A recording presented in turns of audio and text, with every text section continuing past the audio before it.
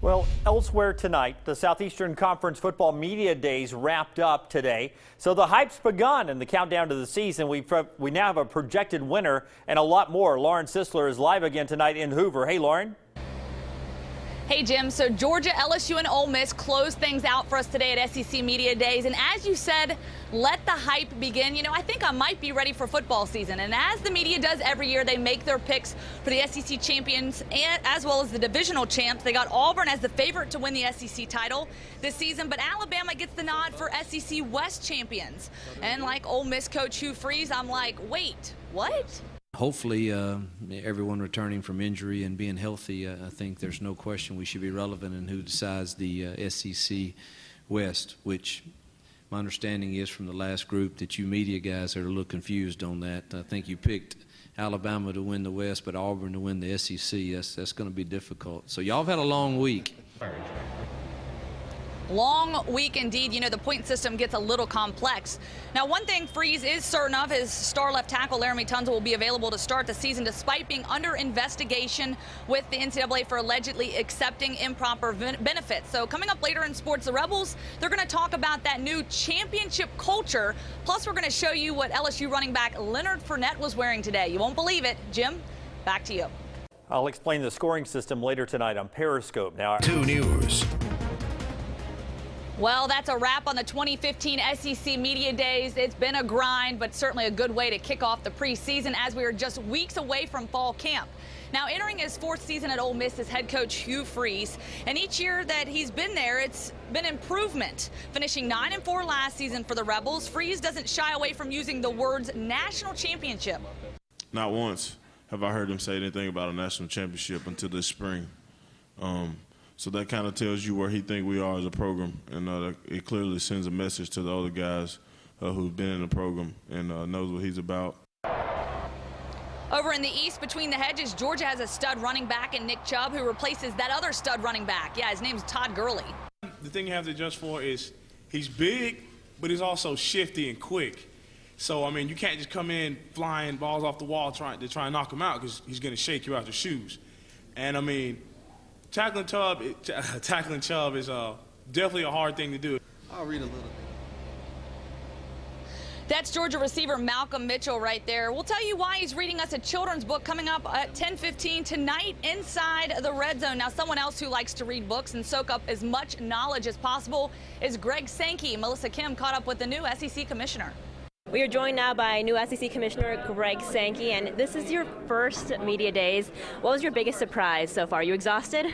I'm a little bit weary, but you know, it's just constant. And I would have to ask on Radio Row exactly where am I now, because I would go from College Station to Huntsville to Miami to Nashville to Fayetteville and all points in between. And in light of the things that have been happening at Florida State lately with domestic violence, all that, do you foresee maybe some sort of league-wide rule coming up in the future?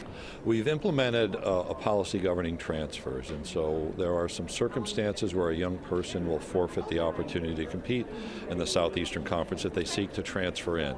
We'll also have a working group, just have a deeper dive to figure out if we're in the right place with our current policy. How can we help on campus as a conference? But I think one of the things that we have to remember is we're talking about 3, 4, or 5 young people on a team of 85 scholarship football players. I have to ask you, of course, our cameras caught you working out a couple weeks ago doing some CrossFit.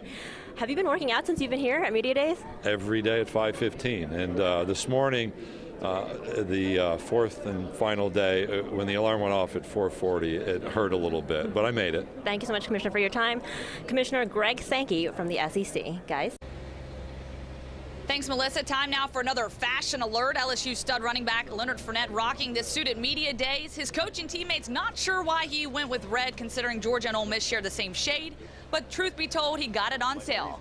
If you're watching WIAT 42 News, coverage you can count on. You're watching WIAT CBS 42 News. SEC Football Media Days, Georgia, Ole Miss, and LSU headlining day 4 of SEC Media Days. Lauren Sisler is at the Winfrey for the final day. Lauren, what's your take on the closing? Well, Jim and Sherry, let's just put it this way. The quarterback battles all around the SEC are in full effect. And as you might expect, the coaches like to keep a tight lid on things, not really give us a big indication as to who might have the advantage. LSU head coach Les Miles, however, giving us some insight into his quarterback battle. He's confident his starting quarterback, Anthony Jennings, will return after being arrested and suspended last month. But that has also opened the door for Brandon Harris to emerge in the QB battle as well. Both guys are years stronger. I think Brandon Harris he came in at 172 or 6 or 9, and he weighs 212 right now, and he doesn't look like he's put on a pound. Miles indicated both players will have equal opportunity to win the job. Now, over at Ole Miss, star left tackle Laremy Tunsil under investigation by the NCAA for allegedly accepting improper benefits. That's still under investigation and unknown. However, Hugh Freeze is confident he will return to the field for the season opener. Melissa Kim talked to one of his teammates about the outlook for 2015.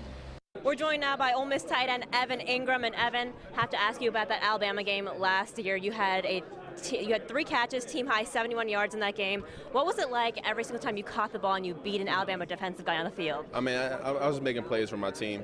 I mean, definitely it's an expectation. There's no being all that extra excited about it. Once one play's over, we got to get ready for the next. Do you ever bring that up to Kenyon Drake? I know you guys went to high school together. Definitely. If we were to get in a little, I mean, right now we just keep up with each other and wish each other the best. But if we were to get in a little heated argument, right now we're one-on-one. They beat us my freshman year, and then we got it my sophomore year. So. And yesterday, Kenyon did a little dance for me on camera. He showed me how to whip. You a good dancer? The whip is definitely my strength right now. See it right now? Like the whip, the nay-nay, that song, Okay, you know? so, I'll just walk into it, throw something up, and drop into it like that, just like that. All right, I like it. Kenyon Drake, you may have been challenged over here. We don't know about that. All right, Ole Miss tight end Evan Ingram, guys. Thank you very much. Thanks, Melissa. Hey, who's that? That's Georgia head coach Mark Richt, not as recognizable with that new summer buzz cut, but now he's kind of getting used to it. My wife and I had gone on vacation to the beach, and when I got there, I trimmed it down pretty tight, and then she said, "Why don't you just shave the thing?" I said, "I don't know, honey." She goes, "I just want to see what your head looks like." Georgia, by the way, picked behind Auburn and Alabama to win the SEC championship. And I don't know about you, Mark Prater. What do you think? Go high and tight, buzz cut for you this summer?